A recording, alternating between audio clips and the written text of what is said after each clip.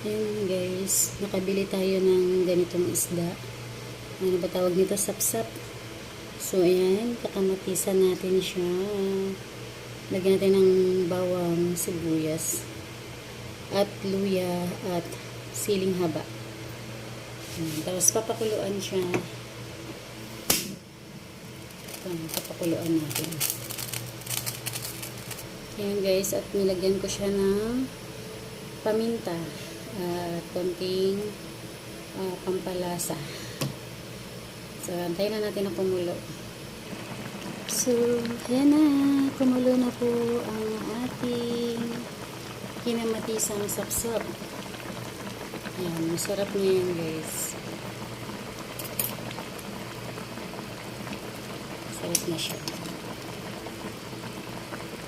Medyo patuyuan lang natin ng konti ng sabaw.